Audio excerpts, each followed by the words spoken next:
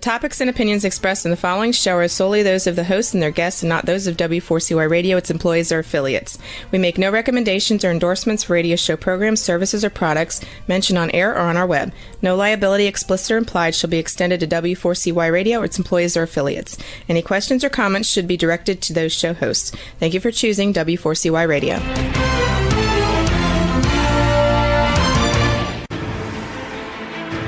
What's working on purpose anyway? Each week, we ponder the answer to this question. People ache for meaning and purpose at work, to contribute their talents passionately and know their lives really matter. They crave being part of an organization that inspires them and helps them grow into realizing their highest potential. Business can be such a force for good in the world, elevating humanity. In our program, we provide guidance and inspiration to help usher in this world we all want, working on purpose. Now, here's your host, Dr. Elise Cortez.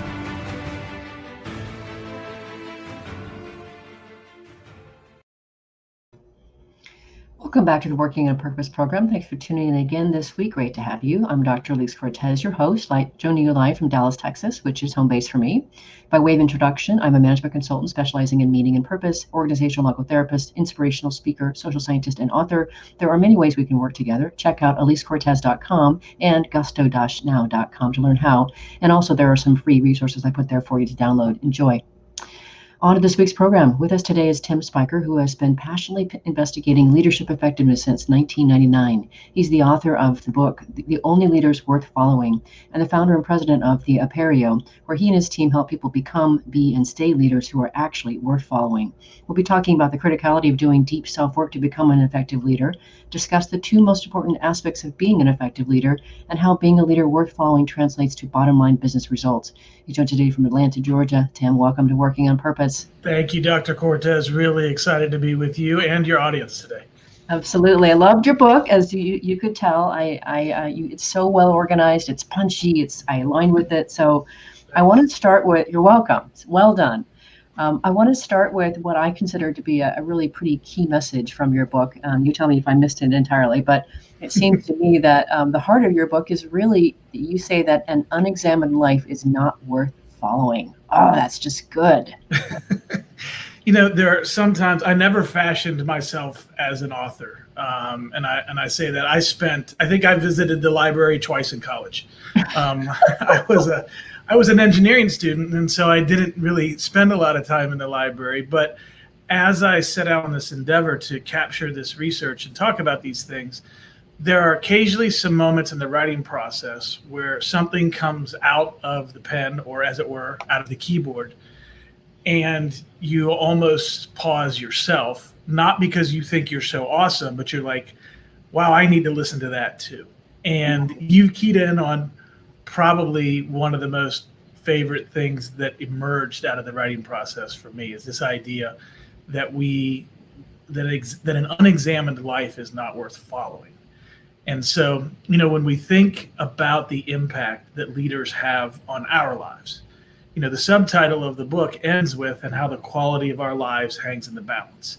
Mm-hmm. So there's those balance sheet, profit loss statements, and all of those things are deeply impacted by leadership. But so is the quality of our life when we go home at night and we're having those kitchen table conversations with our family and friends. And so it really makes sense that we would want to be following leaders who have done the hard inner work to really understand who they are, to really understand what they're all about, so that could be somebody that we could ultimately trust. But when that examination doesn't happen and leaders are just reacting without having done some of that more developed inner work in terms of who they are, then we can oftentimes end up with a result that we're not excited about. Mm-hmm. Totally agree. And we're going to dive into that. In fact, just to really, really start juicing it up, if you will, from what you talk about here. And I think this is so great. You actually distinguish in the book that who and what leadership is for a person. You say that 3/4 of your effectiveness as a leader comes from who you are, not what you do. Yes. So 3/4 sounds like I went and had a hot dog one day and looked up at the sky and is it about 3/4? And I want to burst that idea pretty quickly. The actual number, if we're going to be scientifically accurate, is 77%. 77% of your effectiveness as a leader comes from who you are, not what you do. And I'll share with you how that number was discovered. I was working with a small boutique consulting firm, and we would have our clients up to the west side of Pikes Peak in Colorado here in the United States for a week at a time. And we gave them a series of assessments, and we were looking for linkages between those assessments. Is there some kind of magical connection between personality, natural ability, and leadership performance? And so my colleague, Vanessa Kiley, she was our resident number cruncher at the time. And she said, we had enough data. And she said, I'll take the data and I'll take a look. And I remember like yesterday, I went into her office late in the evening. She said she had the results. I said, what did you find? She said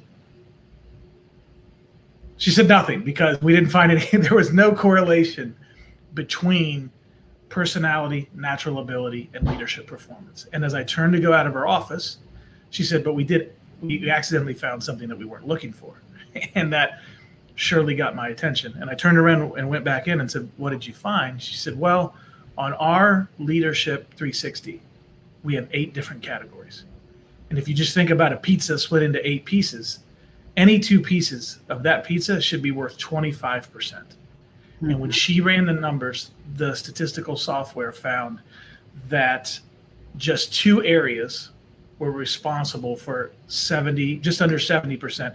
She ran the data a few years later with 10 times the data point, and it went up to 77%. And so that's how this discovery was made, is we stepped back and we looked at those 2 categories and said, ultimately, what's special about those 2?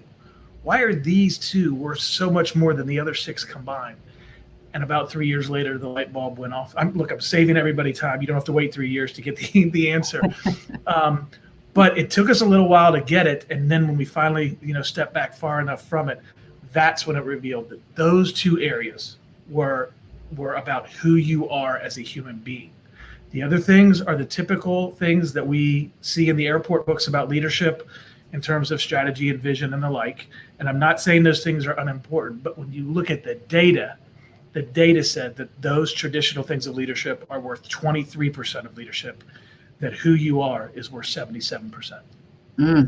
Well, and I think it's extraordinary what you've come up with. We're gonna dive deep, just in case you're wondering, listeners and viewers. We are going to dive deep into those aspects that make the biggest difference in our next segment. But let me also hit this one. This is really, really powerful when you start thinking about the role of a CEO or leaders on an organization, and just really how important who they are and who they're being and how they lead is. I love the number that you put in here as well. And you talk about how you say using data from anonymous assessments on CEOs to evaluate their integrity, responsibility, forgiveness, and compassion. And then compared to each organization's financial performance, you found that the bottom 10 CEOs had a return on investment on assets of 1.93%, while the top 10 CEOs with the highest measures had 9.35 our return on assets. So that's a 400% increase. That is phenomenal. And those words, forgiveness, compassion, integrity, right? Yeah. I was actually amazed when I saw this particular research study. And if anybody wants to look it up, it was spring of 2015. This was published in the Harvard Business Review. And the study was done by an organization called KRW that's based out of Minneapolis, Minnesota, here in the United States.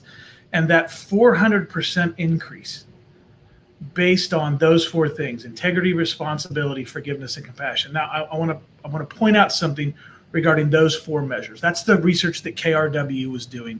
And I'm still amazed to this day that they were able to get people in the business space to evaluate those 4 things, especially compassion and forgiveness. Just amazing.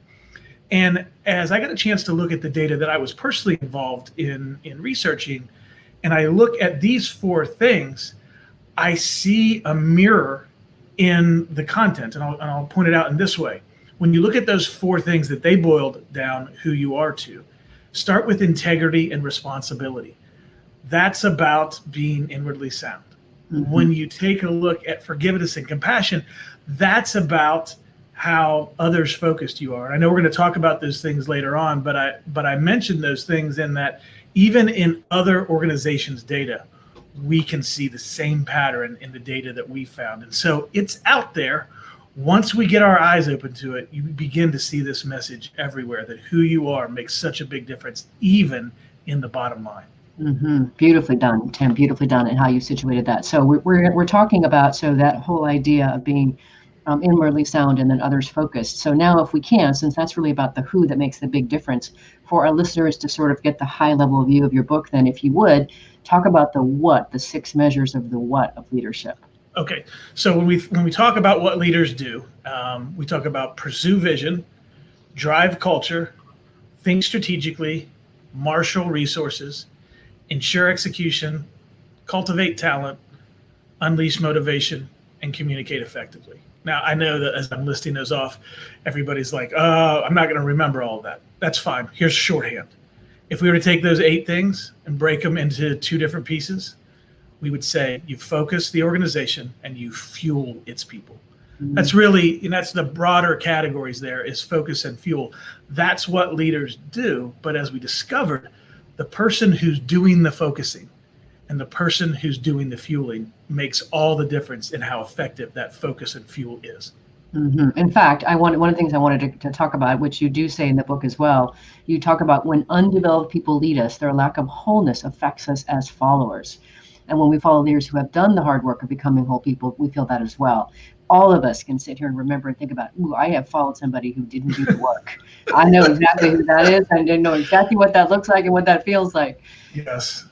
I mean, we have felt that. And in many ways, I would say some of those more difficult experiences in my own life, in many ways, that drove me into this work even more deeply than the awesome leaders that I've had a chance to follow. Because if part of this work means that we can help leaders be better leaders for the sake of their followers, that's great. If we can also help followers make better choices about who they're going to choose to follow, that's also really important as well. So maybe we can save some people some meaningful pain by helping them see some of these things that are actually driving results and the quality of our lives all at the same time. That is beautiful, Tim. And, this just came to me as you were saying that. And so I guess what I would also like to do, since so much of what I do in the world is empowerment, is I would like to empower our followers to be able to vote with their feet or their mouths when they encounter someone who maybe hasn't done the work and needs to work on that. So followers, you really have a say in this matter. And I'm out to help create a world of inspirational leaders who make a difference and help you find your greatness. And so when you encounter those people who aren't doing that, sometimes they don't know. And so part of your job as a follower is to help them understand as well. So I want to empower you for that. Thoughts on that, Tim? Well, I think it's important that people when you're interviewing for a job, please also interview the leader that you're going to follow. And it's very difficult, in a 45-minute interview where you're supposed to be answering all the questions. It's difficult to get at that. But, I suggest to people, and I realize if you're desperate for a job, this will be difficult to do. But I think it's a really great idea to say to the person that you're going to work for, hey, would you be open to me to talking to a couple of people who work for you, just to get a sense for what it's like to be a part of your team every day? Now, granted, they can hand you, their biggest fans, and they can do that. But you have a chance then to understand perhaps a little bit better what you're getting into by being able to be also somebody you're not just being interviewed, but you're also doing some of the work in the opposite direction to have as good an understanding as you can. And it's difficult, but how can I understand who is it that I'm getting ready to follow? And ask some questions like, hey, when things go wrong around here, let's say you're working for Elise. When things go wrong around here, what's the response when mistakes are made, when balls are dropped? What does it look like around here when things are really stressful and things are difficult? What is Elise? What are her go-tos in those moments like that? Yeah, ask some questions like that to begin to understand what life might be like if you end up taking this job. No, that's gorgeous, Tim. Beautiful. Fantastic way to take us into our first break. I'm Dr. Elise Cortez, your host. We're on the air with Tim Spiker, who is the author of The Only Leaders Worth Following and the founder and president of the Aperio, where he and his team help people become, be, and stay leaders who are actually worth following. We've been talking about the importance of good leaders doing their hard work on themselves. After the break, we're going to get into those 2 components that Tim talked about that make the most difference. Stay with us. We'll be right back.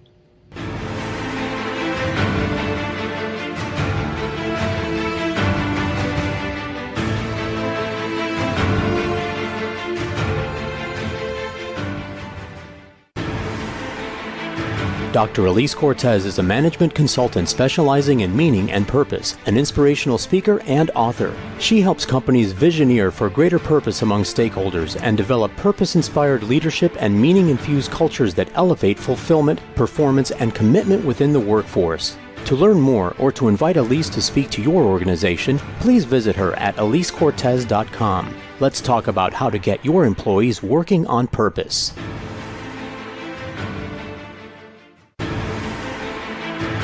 This is Working on Purpose with Dr. Elise Cortez. To reach our program today or to open a conversation with Elise, send an email to Elise, A-L-I-S-E, at elisecortez.com. Now, back to Working on Purpose.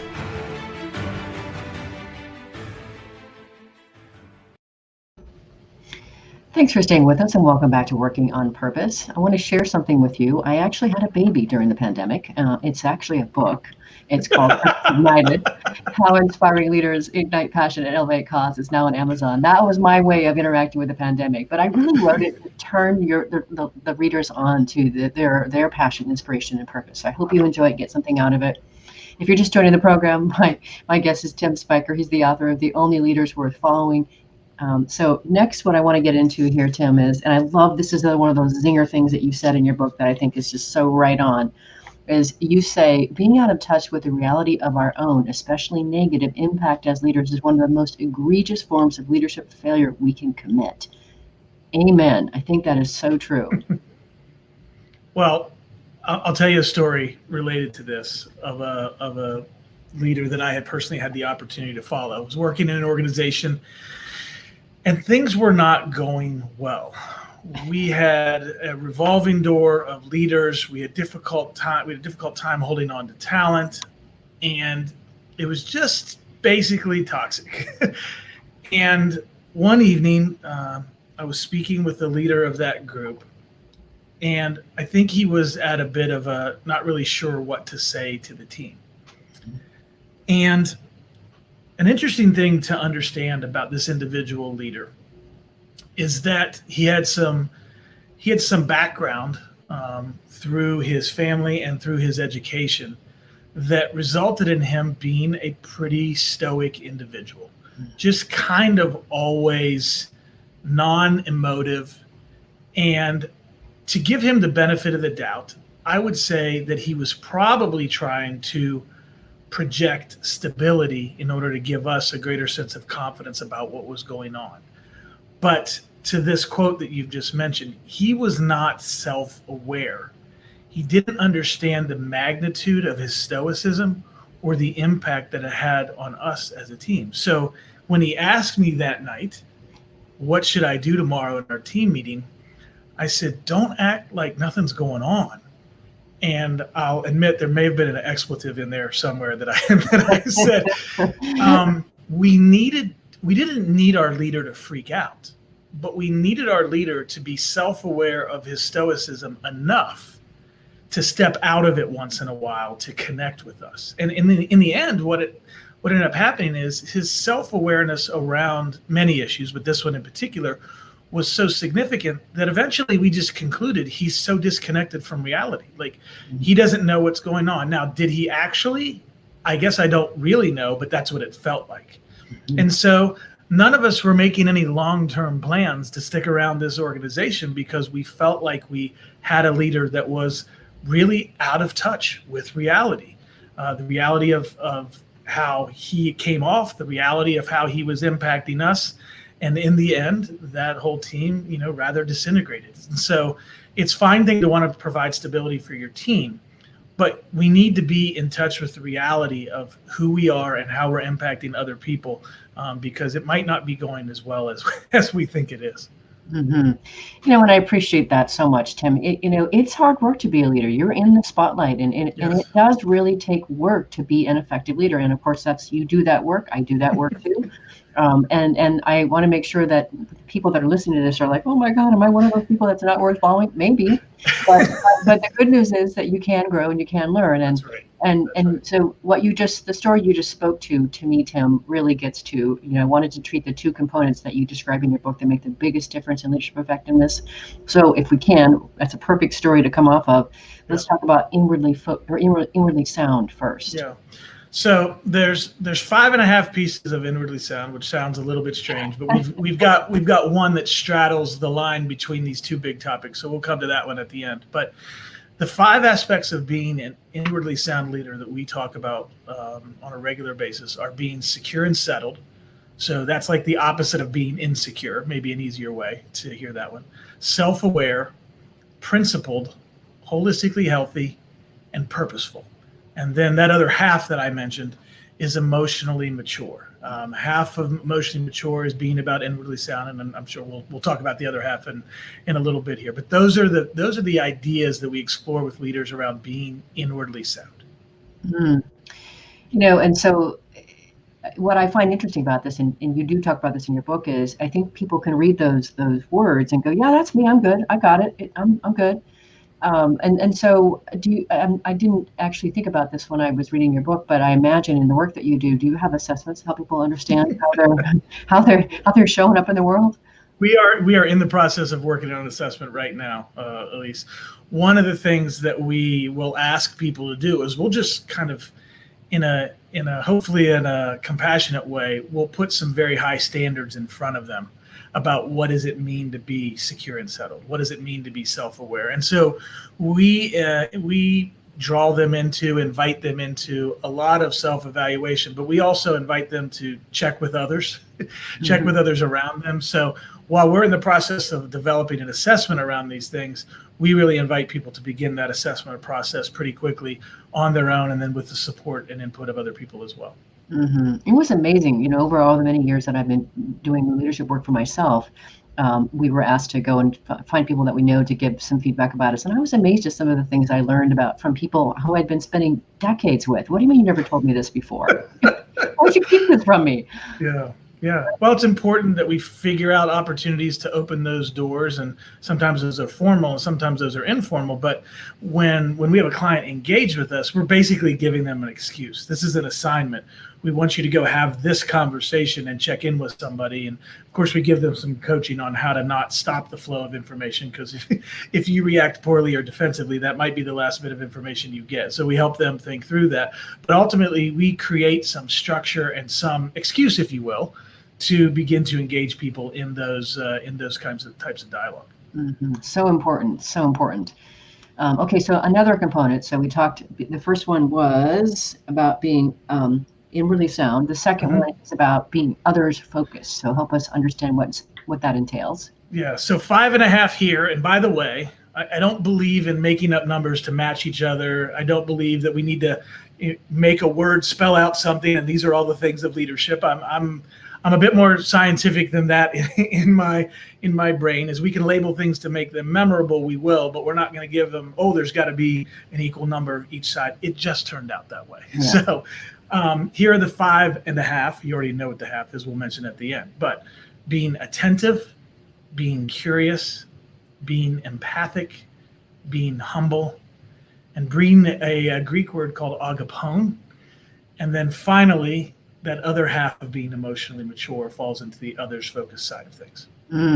So I want to talk about two of those things, attentive and curious. So curious for me is so interesting. I'm coaching a couple of people right now who really have this thing where they're worried that if they don't have all the answers, that they're going to look like they're incompetent, and why are they in charge? And so what I've really encouraged them to do is, be curious. You don't need to come to the room with all the answers. Be curious. Let people understand. Let them share what they know. So talk to us a little bit more about the curiosity aspect.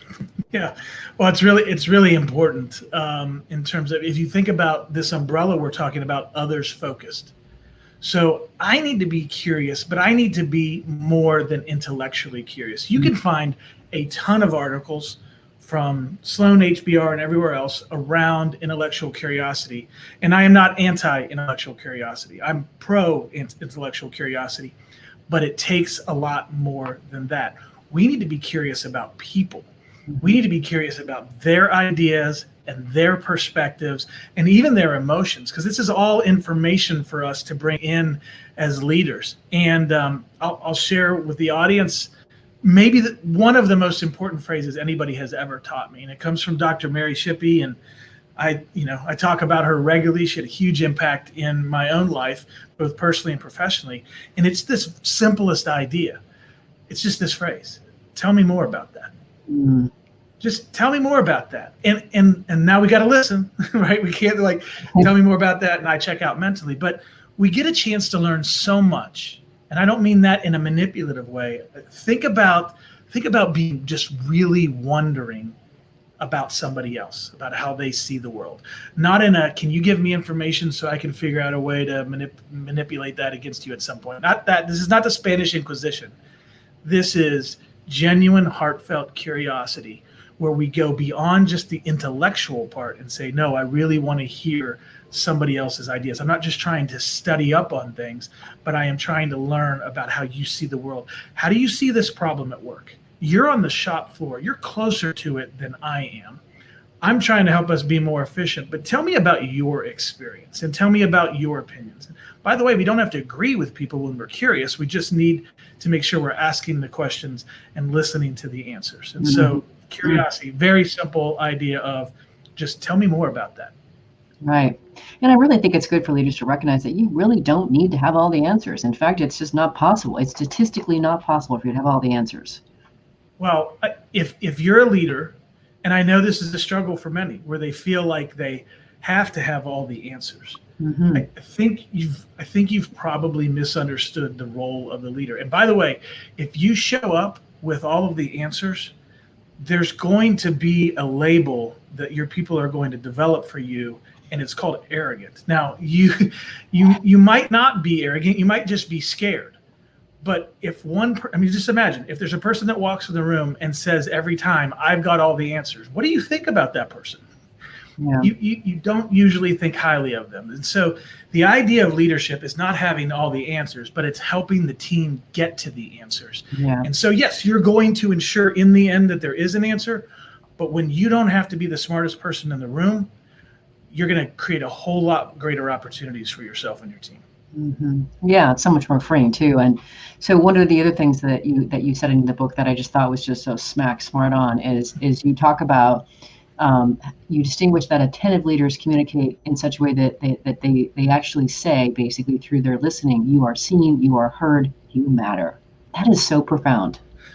Well, so much of what this who not what work has uncovered is it's really just about the human condition, at least. Absolutely. And we've got to keep in mind that we're all a part of that equation. And I don't mean in the kind of global we all hold hands standpoint, but I do mean we've got a lot of common characteristics.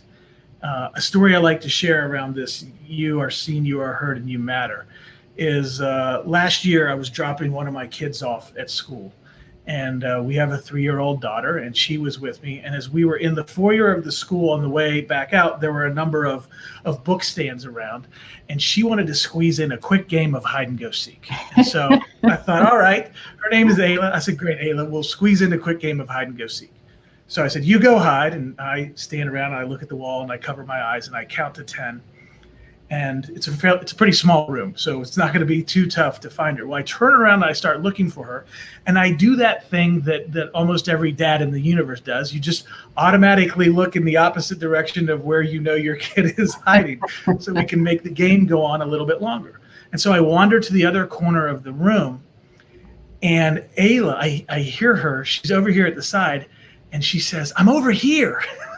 I'm over here." Now, I know on one hand, somebody might say, hey, that's just a story of a 3-year-old kid. But I think the youngest among us sometimes help us remember what's really true in life, even when we're much older in life. I'm 48 years old now. And I think Ayla's communicating something that's true for all of us.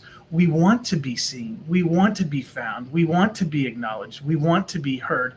And that doesn't go away when you become a teenager and you get into adulthood. So the idea of being attentive is that I'm dialed in. I'm fully present to and fully engaged with others in every interaction. And I know leaders, I know you're stretched. I know you got a million decisions and a bunch of information. I get that. But what would happen? What would happen to all the work that you have to do over the long haul if each time you engaged with somebody, you were fully present with them?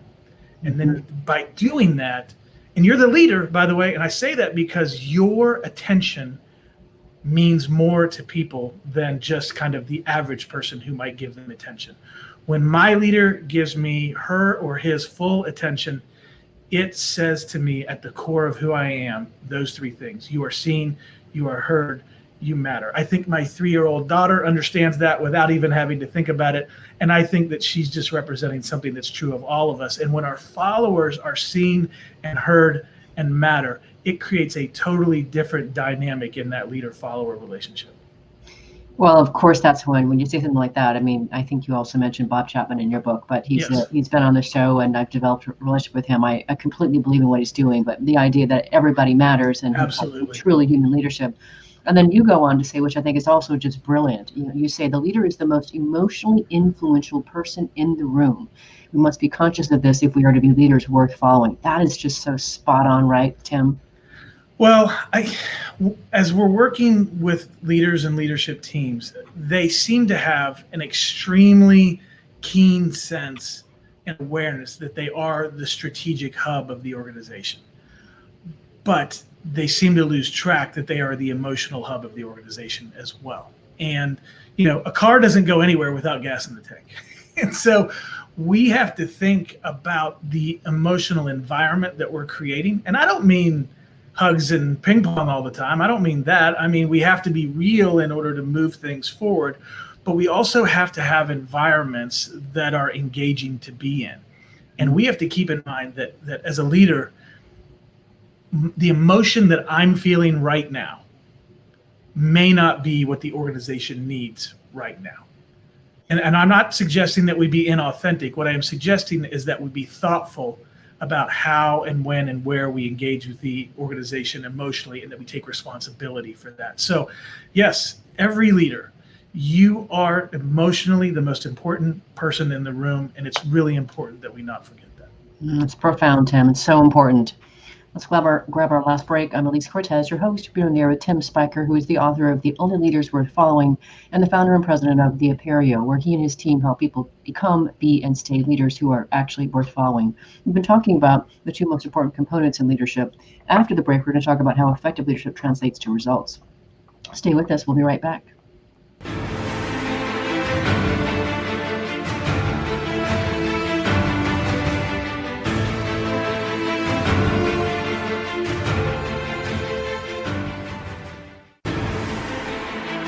Dr. Elise Cortez is a management consultant specializing in meaning and purpose, an inspirational speaker and author. She helps companies visioneer for greater purpose among stakeholders and develop purpose-inspired leadership and meaning-infused cultures that elevate fulfillment, performance, and commitment within the workforce. To learn more or to invite Elise to speak to your organization, please visit her at elisecortez.com. Let's talk about how to get your employees working on purpose.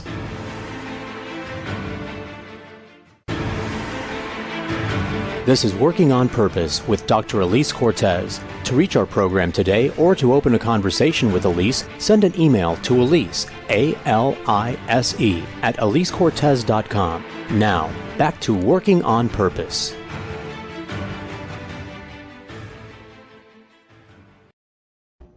Thanks for staying with us and welcome back to Working on Purpose. Another announcement besides the baby that I had, I want to share with you that we've launched Gusto Now, which is a growth and transformation e-learning platform featuring the signature Vitally Inspired Living and Leading from Purpose program that we launched a couple of years ago, and some of the professional development courses. And we do that in English, Spanish, and Portuguese, which are my favorite languages in the world.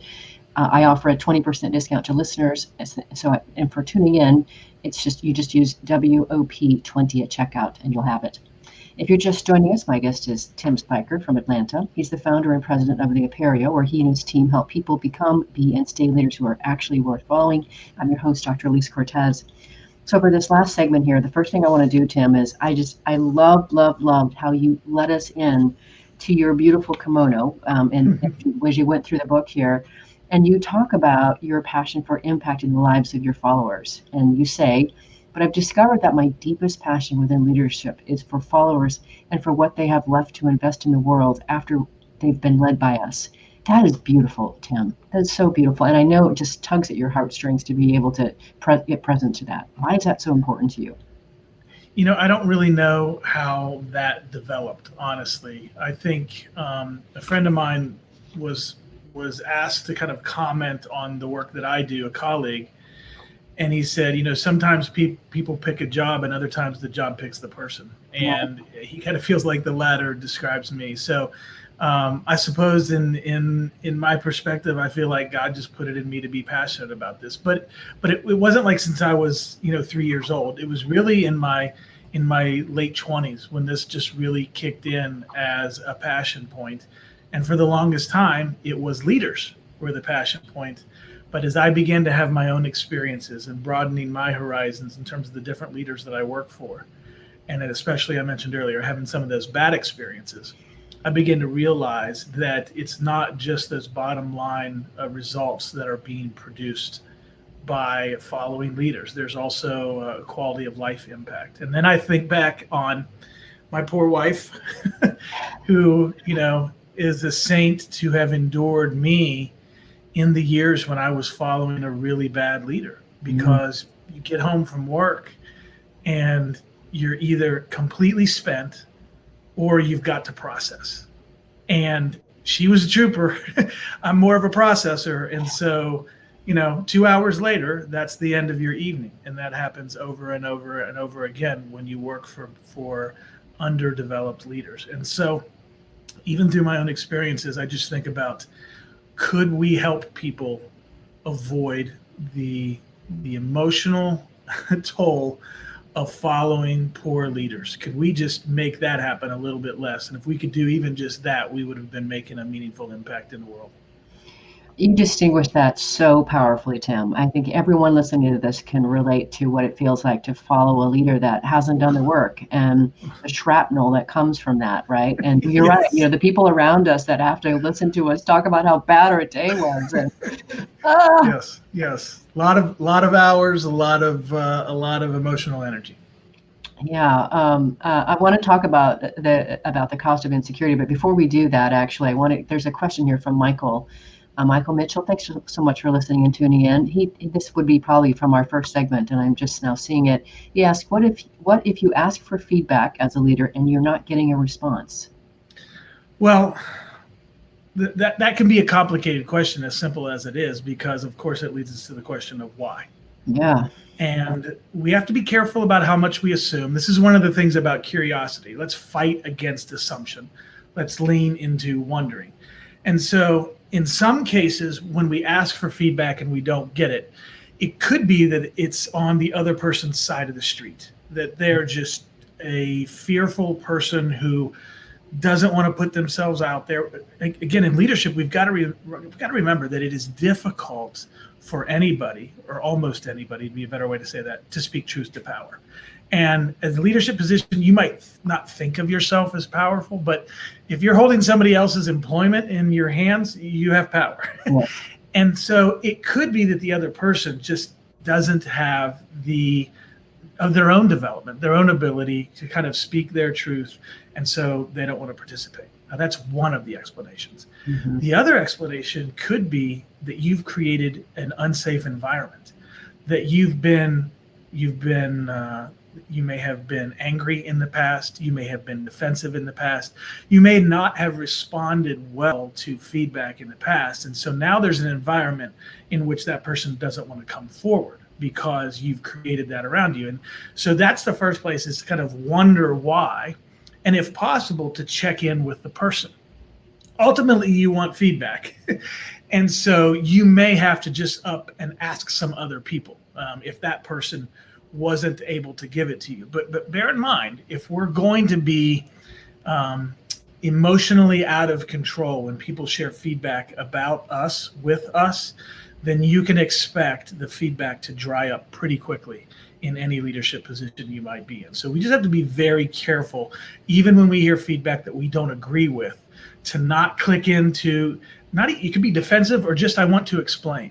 We've got to kick we've got to kick into greater curiosity. So at least what we're learning is how the other person sees it. So we probably need to go ask some others, but we should also investigate and wonder, why is this person not able to come forward?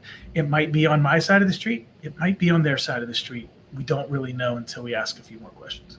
Awesome. Thanks, Tim. And thanks, Michael. Okay, so I do want to talk about insecurity. Insecurity is a really, really important thing that all of us experience, and certainly, Yes. as a leader, that's just it shows up writ large. So I want to talk about the cost of insecurity, and I don't know if you want to give the example from the book about Chen, if you've got something else you want to showcase, but help us understand the cost of insecurity. Well, I'll tell a short story. I can tell a shorter story that'll get us there pretty quickly. And that is, I'm in an organization. I see the senior leadership team. The president is instituting kind of a cost-cutting measure that goes across every department. And people have been in this situation so many times. Look, people, we need 4%. Go find 4%. Go reduce your costs by 4%. And there'll be a variety of reasons why we need to do that. And it's timely. And so that edict goes out, and the particular leader of this department goes to the team. And I was there in the room when it happened, and not to quote Hamilton, but I was there in the room when it happened. And the first question, once the entire department was together, was this: what do you guys think the president wants to hear? And I'm like, hold on.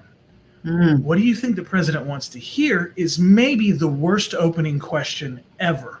Right. As we're moving into a project like this. It doesn't matter what the president wants to hear. What matters is, what can we do and can we not do? How can we get there, or how can we not get there? We're not going to get together and strategize how to tickle the ears of the president. We need to have enough security in who we are to deliver a bad message to the president if that's what needs to be delivered. And hopefully it's not bad news. But what happens when you set your team up at the very beginning, the very first question, and you say, what do you think the president wants to hear? And I'm like, oh my goodness. Now, I happen to have some inside information. I was not only in the room, but I knew the players. And so I knew a little bit of the backstory. And the backstory on this particular leader was significant insecurity. You're talking about a senior leader in a many hundreds of millions pushing billion-dollar organization. So size of companies doesn't necessarily mean anything, but I share that to say for many people that would be a larger organization. If you're thinking about local businesses, that would be a larger organization. If you're thinking globally, that's a small organization. But the point is, don't assume that the number of zeros behind the revenue of a company means that there aren't leaders like that at the very top, because it can happen. And so there was that leader asking the exact wrong question because it was based and rooted in his insecurity and wanting to not have the ire of the president, rather than going back and delivering a true answer and doing that work. So that's what can happen. We can have the exact wrong conversation if we're being led by insecure leaders. Oh my gosh, that's so powerful. So I want to talk about trust, but I'm going to fold it into another question here. Just because we're getting very close to the end of the program, and I want to make sure and talk about how it gets to the bottom line here. So you have a chapter or two, I think it is, on trust and how important that is, and how much work it takes to communicate and work with a manager leader when we don't have trust. That's just so, you just explained that so beautifully. But what I want to get to here is, you talk about when leaders are more trustworthy, motivation and engagement increase, and of course when motivation and engagement increase, results in performance rise, and that's where we get to the bottom line stuff. So can you speak a little bit more to that? Yeah, I do an exercise with our clients where I will read an email to them, and in the first iteration of that email, it comes from somebody that they know personally who they really, really do not trust. And after I've read that fictitious email to them, it's about an opportunity. It's about a new thing for them to invest in. It's going to be hard, but it's going to be very valuable for you and our company. And I asked them to write down a number of how excited they are about the opportunity after hearing that message from somebody they really don't trust. And then we do that visualization exercise a second time, and the only thing we change is who the message is from. The second time we say, insert the name of somebody who is really, really trustworthy in your life. And when I do this with groups of people, every single time, the average engagement in the room from round 1 to round 2 goes up by over 200%. And the only thing that we changed was the trustworthiness of the people delivering the message. The reason that matters is that there are over 300 studies worldwide. Gallup did a meta study on all of the other studies around engagement, and there are a bevy of bottom line financial impacts to having employees engaged. So ultimately, we want to be trustworthy leaders because that drives engagement, and engagement drives bottom line results. So that's the connection between who you are and some of those harder quantifiable things that people oftentimes talk about in business. Beautiful, Tim. We do have a little bit of extra time here. So I think it would make a lot of sense if you can presence for us. And just like what you talk about in the book is just how much work it takes, how much effort, how much communication, how many attempts it takes to be able to communicate with a leader or manager where there is no trust. Oh, goodness. I mean, what happens, and again here, I may or may not be speaking from personal experience, at least, but when you're engaging with a leader that you don't trust, we approach the exercise completely differently. I mean, just think about the mental gymnastics and emotion that you spend on trying to figure out, I've got to say the right amount, but not too much. They might use it against me. Can I trust them? No, I can't. So I've got to shade that. All of that energy is sideways. Think about what all that energy is not going towards. It's not going towards the goals of our department or the goals of the organization. And so you spin all those wheels trying to figure out how to navigate an untrustworthy leader. This is why low trust organizations are actually inefficient. Mm-hmm. It's not just, was it feel good around here? It's actually like pouring, as my colleague Vanessa Kiley says, it's like pouring gravel in the gears of the organization. Whereas when we have the organization full of trustworthy leaders, it's like pouring in oil. And so we just spend so much time and energy when we don't trust our leaders, and we don't have to waste all that. We can turn our attention to the challenges when we're working for leaders who are trustworthy. You're just slightly passionate, Tim, just slightly. It's so Perhaps, great to see. And let's just talk about that really quick, right? So when we are turned on by what we're doing in the world, what a difference we get to make, right? So one of the reasons that I was happy to have you on is I could see the second I saw your book. Normally I talk with my guests before they come on air, but we're seeing each other for the first time here. But as soon as I got your book and started reading it, I knew that your passion was totally there. And of course, I like the way you wrote your book, so it's important. But I really appreciate how passionate you are. It's fantastic. Well, and isn't it a great way to live and work? I feel very blessed. I feel like this thing found me, and I know that not everybody gets to have that thing that they're so deeply passionate about for so long. But I'm so thankful that I get to, and I love the work that I do. And I'll share with you that we get a lot of bottom line, interesting stories.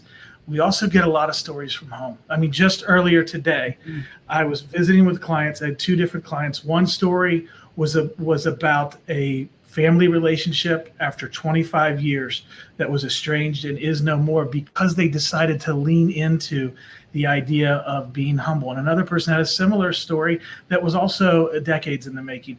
That's not because I'm a superstar or this work is. That's because they were willing to do the work. They were willing to do that hard work. They looked in the mirror and they said, I can be more humble in how I approach my family members. And the relationships were healed. And so credit to them. And I get to be a witness to it. And I'm so thankful for that. Mm-hmm. Isn't it amazing to watch molecules change in front of your very eyes? Well, you're right. You're right about beautiful. That. Yes. So here we are. We've already done it, Tim. The time is gone. So I want to give you the last word, if you will. You know, this show is listened to by listeners across the world, and we're all about trying to create workplaces where people actually want to come to work and can be fulfilled. We create inspirational leaders who are actually stewarding businesses that actually do good for the world. What would you like to leave our listeners with? Well, a couple of things. First, the things that we've been talking about here. It's important to think about the global side of this, because the various research bodies that have leaned into this, especially if you look at the work by Human Synergistics, it's from around the globe. And my work has been in Asia, Australia, and North America. And so in that, this is not a North American phenomenon that we're talking about. This is a human condition issue. And so that's one thing I would want to emphasize for people that are listening from all over. The other thing is, just in terms of a very simple first step, is leaning into the courage to look in the mirror. if a leader can lean into the courage to say, I'm going to look in the mirror, I'm going to look to see what's real, and I might find some stuff. In fact, I'm probably going to find some stuff that I'm not that excited about, that I'm not that proud of. If you're willing to do that as a leader, gosh, there's almost nowhere you can go. Nowhere you can't go, I should say.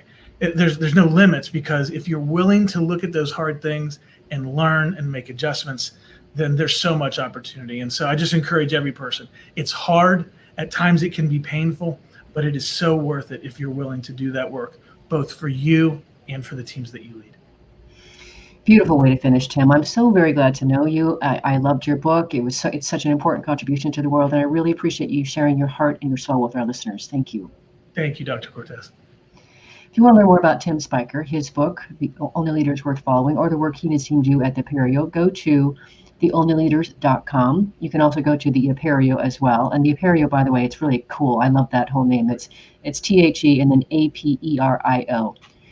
Last week, if you missed the live show, you can always catch it via recorded podcast. We were on there with Dr. Joshua Spodek, who is an executive coach, keynote, and 3-time TEDx speaker, host of This Sustainable Life, and daily blogger, author and teacher of The Initiative, a proven method to bring passions to life and work. We talked about his passion for sustainability, what's wrong with the education system that doesn't encourage entrepreneurship, and how to stoke our passions. Next week, we'll be on the air with the next fantastic speaker.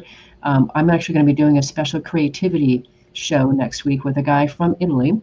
It will be midnight his time. It's going to be a full moon, and we're talking about creativity. I'll see you there. Remember that work is at least a third of our life, so let's work on purpose. We hope you've enjoyed this week's program. Be sure to tune into Working on Purpose, featuring your host, Dr. Elise Cortez, each week on W4CY. Together, we'll create a world where business operates conscientiously, leadership inspires impassioned performance, and employees are fulfilled in work that provides the meaning and purpose they crave. See you there. Let's work on purpose.